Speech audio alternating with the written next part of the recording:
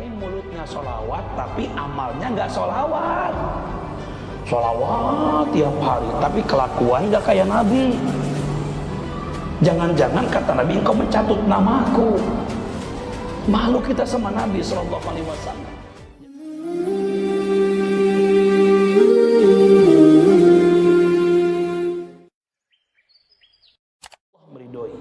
Allah akan berikan rahmat dan barokahnya. Maknanya apa?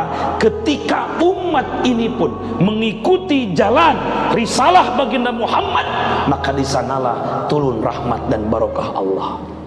Maka saya sering bilang, Bu, Pak, sholawat itu bukan sekedar ucapan, tapi sholawat itu adalah bukti ngintil dengan Nabi.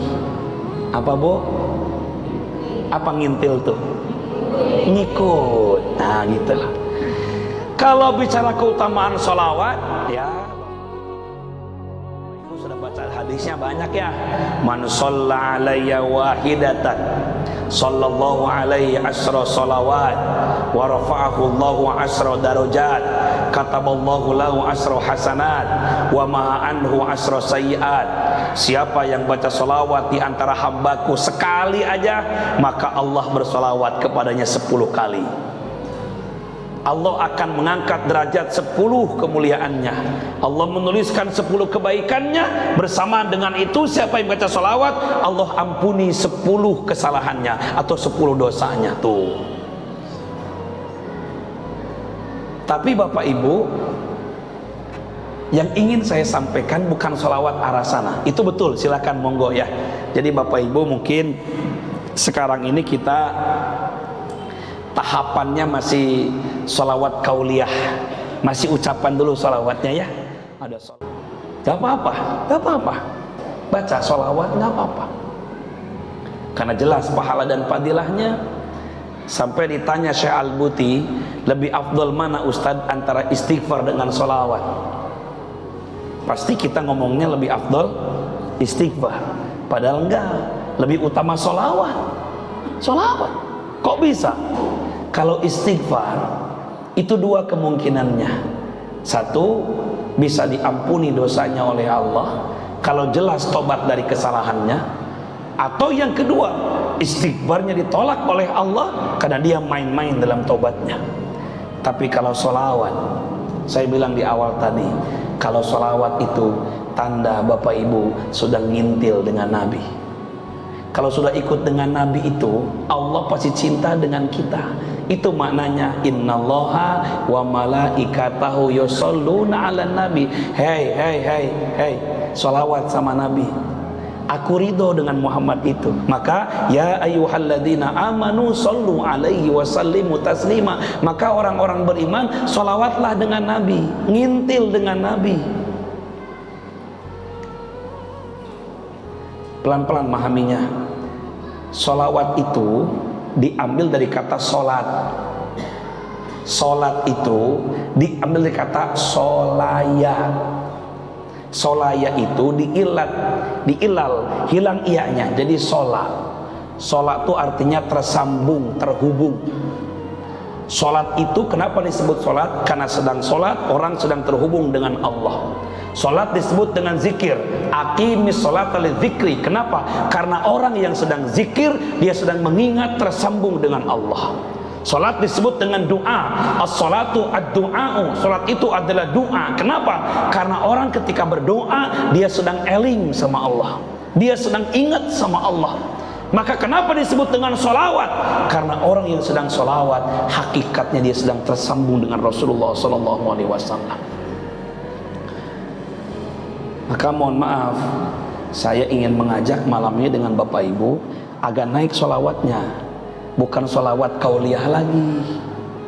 Nanti akan ada 3. Ada sholawat kauliyah, ada sholawat amaliyah, ada sholawat kolbiyah. Kalau sholawat kauliyah di mulut kayak tadi, sholatullah salamullah, itu sholawat kauliyah tuh, muji-muji Nabi. Itu aja luar biasa pahalanya. Allahumma sholli ala sayyidina Muhammad sallallahu alaihi wasallam. Cakep. Bapak Ibu dibiasakan kalau dengar nama Muhammad jangan diem tapi baca apa? Sallallahu alaihi wasallam. Kok bisa Ustaz? Itu hadisnya luar biasa, disatukan dengan dua kemuliaan yang luar biasa. 3 hadisnya. 1, perhatikan. Rogima anfu imri'in man adraka Ramadan falam yughfarlah. Siapa celaka bagi mereka yang umurnya bertemu dengan Ramadan tapi dia tidak mendapatkan ampunan. Hadis kedua, rogima anfu imri'in man adraka walidayhi falam yudkhilil jannah. Celaka bagi seseorang yang umurnya bertemu dengan kedua orang tuanya tapi dia tidak masuk ke dalam surga karena gak berbakti dengan keduanya. Yang ketiga baru rogima anfu imri'in idza dzukirtu falam yusalli alayya. Celaka bagi seseorang ketika namaku disebut tapi dia tidak bersolawat kepadaku. Tuh. Jadi solawat itu disamakan dengan kemuliaan Ramadan dan disamakan dengan berbakti anak sama orang tua. Jadi jangan main-main solawat itu. Salawat itu baru ucapan aja. Makanya kalau dengar Muhammad sallallahu alaihi wasallam, ya. Dan kalau bisa, kalau manggil nama baginda Muhammad jangan langsung Muhammad, kasih Sayyid, Maulana, Habibana, Rasulullah, Nabi Allah.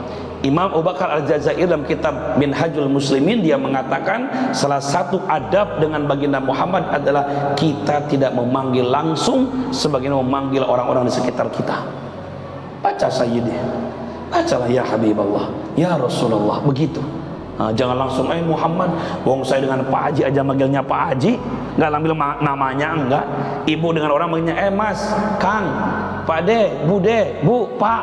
Itu kita sama orang. Kenapa dengan Nabi manggilnya langsung Muhammad? Nah, kalau bisa maksimalkan dengan panggilan yang terbaik. La taz'alu du'air rasul kaddu'ai ba'dukum ba'd. Jangan kau jadikan panggilanmu pada Rasul itu sebagaimana kau memanggil orang di antara sebagian di antara yang lain. Jangan disamakan, Pak. Makanya harus memuliakan baginda Muhammad, termasuk sholawat. Nah, sholawat kauliyah monggo silakan. Itu sudah berpahala luar biasa. Nah, ada sholawat amaliyah. Apa Ustaz sholawat amaliyah? Bapak Ibu menjadikan semua amal perbuatan kita bersandar kepada Rasulullah. Itu namanya sunnah. Sunnah-sunnah tuh makannya ala Nabi, minumnya ala Nabi, tidurnya dengan sunnah Nabi, tuh. Berpakaiannya dengan petunjuk Nabi, mendidik anaknya dengan tarbiyatun Nabi, berobatnya dengan tibun Nabi. Apalagi Ustadz, berpenampilannya, senyumnya sebagaimana Nabi perintahkan tersenyum. Bertetangganya ala Nabi, itu namanya sholawat amaliyah. Terhubung dengan Nabi, semua perbuatan disandarkan kepada Nabi. Kenapa? Kalau ada orang yang menyandarkan semua perbuatan ikut dengan Nabi, otomatis Allah cinta dengan dirinya. Qurannya surat Ali Imran ayat 31. Tulis lagi tuh ayatnya. Qul in kuntum tuhibbunallaha fattabi'uni yuhibbukumullah. Katakan hai Muhammad kepada umatmu, siapa yang cinta kepada aku, kata Allah, ikuti engkau Muhammad.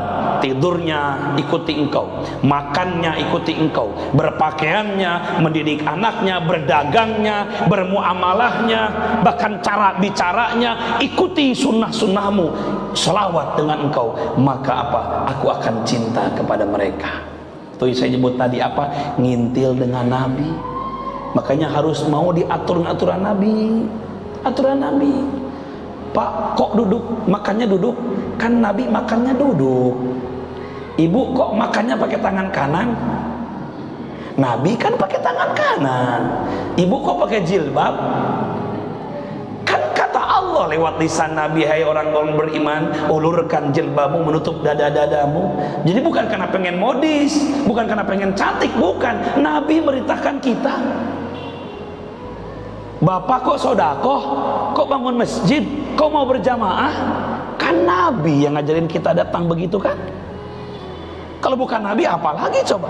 Maka sandarkan semuanya dengan Nabi. Itu namanya sholawat amaliyah. Perbuatannya ngikutin sunnah Nabi Muhammad, walaupun dalam kenyataan kita mungkin ada yang beda.